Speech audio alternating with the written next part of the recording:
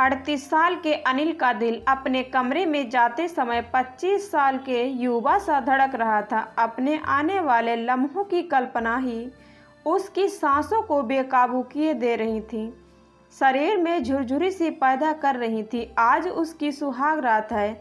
इस रात को उसने सपनों में इतनी बार जिया है कि इसके हकीकत में बदलने को लेकर उसे विश्वास ही नहीं हो रहा। बेशक वह मंजू को पैसे देकर ब्याह कर लाया है, तो क्या हुआ है तो उसकी पत्नी ही, और फिर दुनिया में ऐसी कौन सी शादी होती होगी जिसमें पैसे नहीं लगते, किसी में कम तो किसी में थोड़े ज़्यादा। 10 साल पहले जब थोड़ी छोटी बहन वंदना की शादी हुई थी, तब पिताजी ने उसकी ससुराल वालों को दहेज में कुछ नहीं दिया था। नकदी, गहने, गाड़ी सभी कुछ तो था। तो क्या इसे किसी ने वंदना के लिए दूल्हा खरीदने कहा था? नहीं ना। फिर वह मंजू को लेकर इतना सोच रहा था। कहने दो जिसे जो कहना था। मुझे तो आज रात सिर्फ अपने सपनों को हकीकत में बदलते देखना है। दुनिया का वह वर्जित फल चखना है जिसे खाकर इंसान बौरा जाता है। मन में फूटे लड्डुओं का स्वाद लेते हुए अनिल ने सुहाग रात के लिए सजाए हुए कमरे में प्रवेश किया। अब तक उसने जो टीवी और सीरियल में देखा था उसके मंजू बड़े आराम से सुहाग रात पर बैठी थी। उसके शरीर पर शादी के जोड़े की जगह पारदर्शी नाइटी देखकर अनिल को अटपटा सा लग रहा था, क्योंकि उसका तो यह सोच कर ही गला सूखे जा रहा था कि वह घूंघट उठाकर मंजू से बातें की शुरुआत कैसे करेगा। मगर यहाँ का माहौल देखकर तो लग रहा है जैसे मंजू तो उससे भी ज़्यादा उतावली हो रही है। अनिल सकुचाया सा बेड के एक कोने में बैठ गया। मंजू थोड़ी देर तो अनिल की पहल का इंतजार करती रही, फिर इसे झिझकते देखकर खुद ही उसके पास खिसक आई और उसके कंधे पर अपना सिर टिका दिया। यंत्रवश से अनिल के हाथ मंजू के इर्द गिर्द लिपट गए। मंजू ने अपने आप को हल्का सा धक्का दिया और वे दोनों ही बेड पर लुढ़क गए। मंजू ने अनिल के ऊपर झुकते हुए उसके होंठ चूमने शुरू कर दिए तो अनिल बावला सा हो उठा। उसके बाद तो अनिल को कुछ भी होश नहीं रहा। प्रकृति ने जैसे उसे सब कुछ एक ही लम्हे में सिखा दिया। मंजू ने उसे चरम तक पहुंचाने में पूरा सहयोग किया था। अनिल का यह पहला अनुभव ऐसा था जैसे गूंगे को गुड़ का स्वाद, जिसके स्वाद को सिर्फ महसूस किया जा सकता है, बयां नहीं।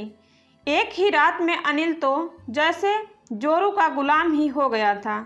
आज मंजू ने उसे वह तोहफा दिया था जिसके सामने सारी बदसाहत फीकी थी। सुबह अनिल ने बेफिक्री से सोती हुई मंजू को नज़र भर कर देखा। सब कुछ सामान्य ही था। उसमें कदकाठी, रंग रूप और चेहरा मोहरा सभी कुछ, मगर फिर भी रात जो खास बीती हुई थी उसे याद करके अनिल मन ही मन मुस्कुरा दिया और सोती हुई पत्नी को प्यार से चूमता हुआ कमरे से बाहर निकल गया। मंजू जैसी भी थी अनिल से तो 21 ही थी। अनिल का गहरा सांवला रंग, मुटाया हुआ सा शरीर, कम पढ़ाई लिखाई, सभी कुछ उसी की शादी में रोड़ा बने हुए थे। अब तो सिर के बाल भी सफ़ेद होने लगे थे। बहुत कोशिश के बाद भी जब जान पहचान और अपनी बिरादरी में अनिल के रिश्ते की बात ना जमी, तो उसकी बढ़ती हुई उम्र को देखते हुए उसकी बुआ ने उसकी माँ को सलाह दी कि अगर अपने समाज में बात नहीं बन रही है तो किसी गरीब घर की गैर बिरादरी की लड़की के बारे में सोचने से कोई बुराई नहीं है। और तो और आजकल तो लोग पैसे देकर भी दुल्हन ला रहे हैं। बुआ की बात से सहमत होते हुए भी अनिल की मां ने एक बार उसकी कुंडली मंदिर वाले पंडित जी को दिखाने की सोची। पंडित जी ने कुंडली देखकर मुस्कुराते हुए कहा, बहन जी, शादी का योग तो हर किसी की कुंडली में होता है, किसी किसी की शादी जल्दी तो किसी की थोड़ी देर से, मगर समझदार लोग आजकल कुंडली के फेर में नहीं पड़ते। आप तो कोई ठीक ठाक सी लड़की देखकर बच्चे का घर बसा दीजिए, चाहे कुंडली मिले या ना मिले, बस लड़की मिल जाए। और शादी के बाद दोनों के दिल, अनिल की माँ को बात समझ में आ गई और उन्होंने अपने मिलने वालों व रिश्तेदारों के बीच में यह बात फैला दी कि उन्हें अनिल के लिए किसी भी जात बिरादरी की लड़की चलेगी, बस लड़की संस्कारी और दिखने में थोड़ी ठीक ठाक हो। बात निकली है तो दूर तलक जाएगी। एक दिन अनिल की माँ से मिलने एक व्यक्ति आया जो शादियाँ करवाने का काम करता था। उसी ने उन्हें मंजू के बारे में बताया और अनिल से उसकी शादी करवाने के एवरेज में 20,000 रुपये की मांग की। अनिल अपनी माँ और बुआ के साथ मंजू से मिलने उसके घर गया। बेहद गरीब घर की लड़की मंजू अपने 5 बहनों भाइयों में तीसरे नंबर पर थी। उससे छोटा एक भाई और भाई से छोटी एक बहन रीना। मंजू की 2 बड़ी बहनों भी उसकी ही तरह खरीदी हुई थीं। 25 साल की युवा मंजू उम्र में अनिल से लगभग 12-13 साल छोटी थी। एक कमरे के छोटे से घर में इतने प्राणी कैसे रहते होंगे, यह सोचकर ही अनिल हैरान हो रहा था। उसे तो यह सोचकर हंसी आ रही थी कि कैसी परिस्थितियों में ये बच्चे पैदा हुए होंगे। खैर, मंजू को देखने के बाद अनिल ने शादी के लिए हाँ कर दी। अब यह तय हुआ कि शादी का सारा खर्चा अनिल का परिवार ही उठाएगा और साथ ही मंजू के परिवार को 2 लाख रुपए भी दिए जाएंगे ताकि उनका जीवन स्तर कुछ सुधर सके। 50,000 रुपये एडवांस देकर अनिल और मंजू की शादी का फैसला तय हो गया और जल्दी ही घर के 4 जने जाकर मंजू को ब्याह लाए। बिना किसी बारात और शोर शराबे में मंजू उसकी पत्नी बन गई। मंजू निम्न वर्गीय घर से आई थी, इसीलिए अनिल के घर के ठाट बाट देखकर वह भौचक्की सी रह गई। बेशक उसका स्वागत किसी नववधू सा नहीं हुआ था, मगर मंजू को इसका ना तो कोई अफसोस था और ना ही उसके कभी इस तरह का कोई सपना देखा था, बल्कि वह तो इस घर में आकर फूल ही नहीं समा रही थी। जितना खाना उसके मायके में दोनों वक्त का बनता था, उतना तो यहाँ एक वक्त के खाने में बच जाता है और कुत्तों को खिलाया जाता है। ऐसे ऐसे फल और मिठाइयाँ उसे यहाँ देखने और खाने को मिल रहे थे जिनके उसने सिर्फ नाम ही सुने थे, देखे और चखे कभी नहीं। अगर मैं अनिल के दिल की रानी बन गई तो फिर घर की मालकिन बनने से मुझे कोई नहीं रोक सकता। मंजू ने मन ही मन सोच लिया कि आखिरकार उसे घर की सत्ता पर कब्जा करना ही है। सुना था कि पुरुष के दिल का रास्ता उसके पेट से होकर जाता है, नहीं पेट से होकर नहीं, बल्कि उसकी भूख की आनंदमयी संतुष्टि से होकर जाता है। फिर भूख चाहे पेट की हो, धन की हो या फिर शरीर की हो, यदि मैं अनिल की भूख को संतुष्ट रखूंगी तो वह निश्चित ही मेरे आगे पीछे घूमेगा। फिर तू मेरा राजा, मैं तेरी रानी, घर की महारानी। यह सोच सोचकर मंजू खुद ही अपने दिमाग की दाद देने लगी। बनो दिल की रानी। अपने इस प्लान के मुताबिक मंजू रोज दिन में 2 बार अनिल को आई लव यू टू का मैसेज भेजने लगी। लंच टाइम में उसे फ़ोन करके याद दिलाती कि खाना टाइम पर खा लेना। वह शाम को सज धज कर अनिल को उसके इंतज़ार में खड़ी मिलती।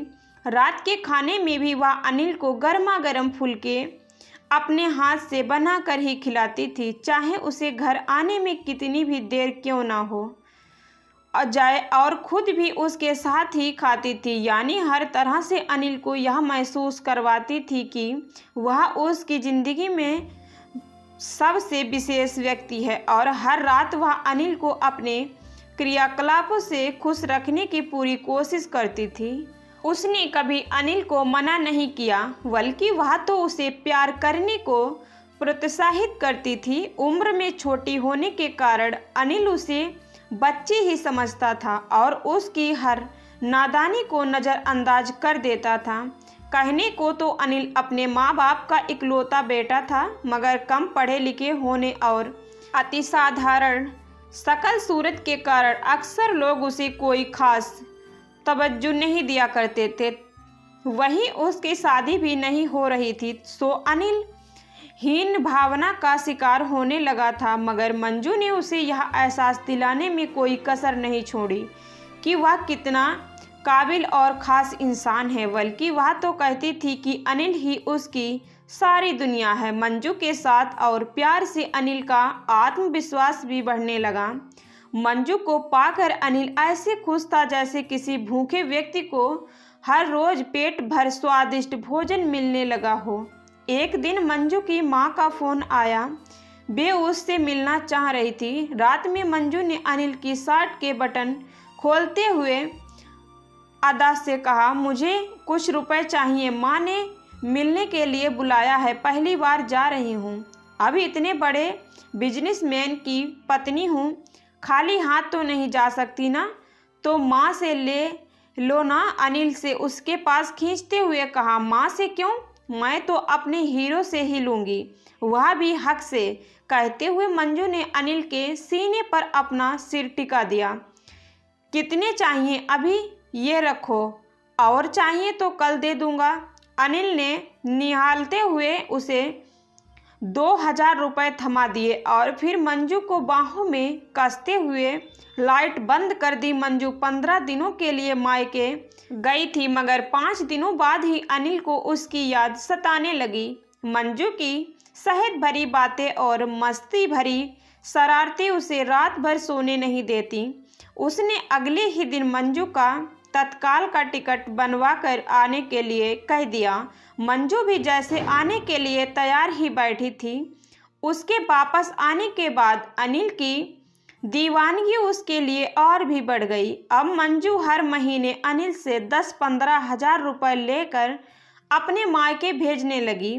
मंजू ने अनिल से उसका एटीएम कार्ड नंबर और पिन आदि ले लिया, जिसकी मदद से वह अपनी बहनों और भाई के लिए कपड़े, घरेलू सामान आदि भी ऑनलाइन ऑर्डर करके भेज देती। मंजू के प्यार का नशा अनिल के सिर चढ़कर बोलने लगा था, सैया भये कोतवाल, तो अब डर काहे का, घर में मंजू का ही हुक्म चलने लगा।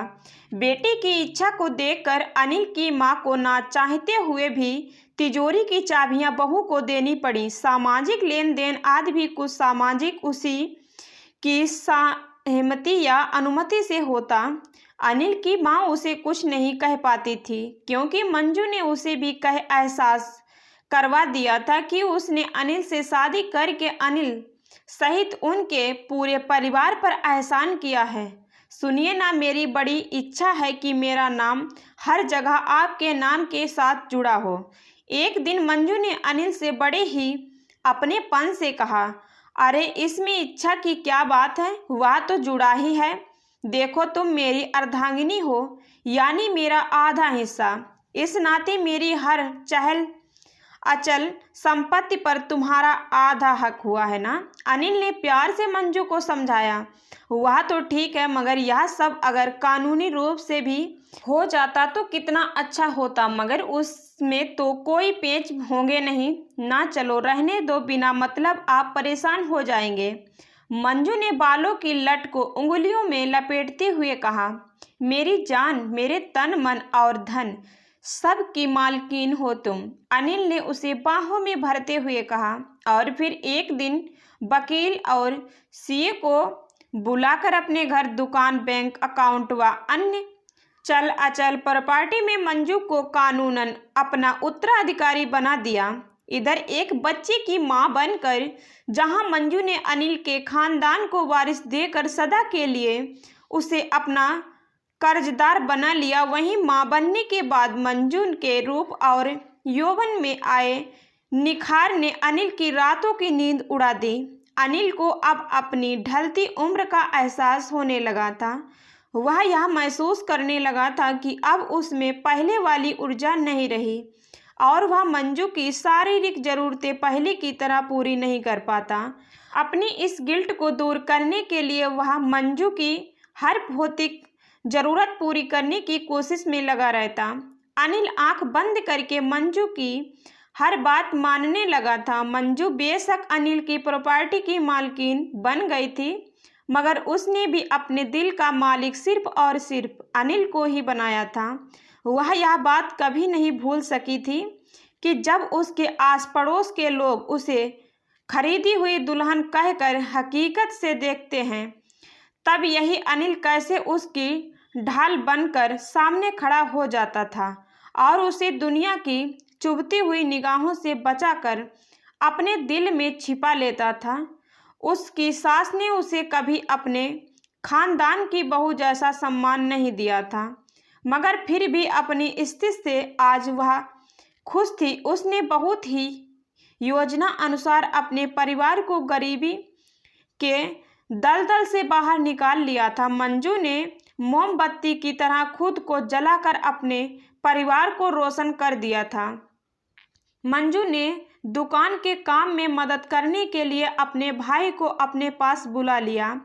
इसी बीच अनिल की मां चल बसी, तो अपने अकेलेपन को दूर करने के लिए मंजू ने अपने माँ बाप और छोटी बहन रीना को भी अपने पास ही बुला लिया। एक दिन वही दलाल अनिल के घर आया जिसने मंजू से उसकी शादी करवाई थी। रीना को देखते ही उसकी माँ से बोला, क्या कीमत लगाओगे लड़की की? किसी को ज़रूरत हो तो बताना पड़ेगा ना। मेरी बहन किसी की खरीदी हुई दुल्हन नहीं बनेगी। मंजू ने फुफकारते हुए कहा, खरीदी हुई दुल्हन बड़ी जल्दी पर निकल आई अपनी शादी का हिस्सा भूल गई क्या? दलाल ने मंजू पर ताना कसते हुए मुंह बनाया। मेरी बात और थी, मैं तो बिना सहारे के ही बेल थी जिसे किसी ना किसी पेड़ से टकराना ही था, मगर रीना के साथ ऐसा नहीं है। देर आए दुरुस्त आए, कुदरत ने उसे अनिल के रूप में सिर पर छत दे दी है और पांवों के नीचे जमीन। अभी मैं जिंदा हूँ और अपनी बहन की शादी कैसे करनी है यह हम खुद तय कर लेंगे। आप जा सकते हैं, लेकिन हाँ, अनिल को मेरी ज़िंदगी में लाने के लिए मैं सदा आपकी कर्जदार रहूँगी। धन्यवाद। मंजू ने दलाल से हाथ जोड़ते हुए आभार जताया। वहीं पीछे खड़ा अनिल मुस्कुरा रहा था। आज उसके दिल में मंजू के लिए प्यार के साथ साथ इज्जत भी बढ़ गई थी। दोस्तों, कहानी अच्छी लगी हो तो लाइक शेयर कमेंट जरूर करना। चैनल पर नए हैं तो सब्सक्राइब जरूर करना।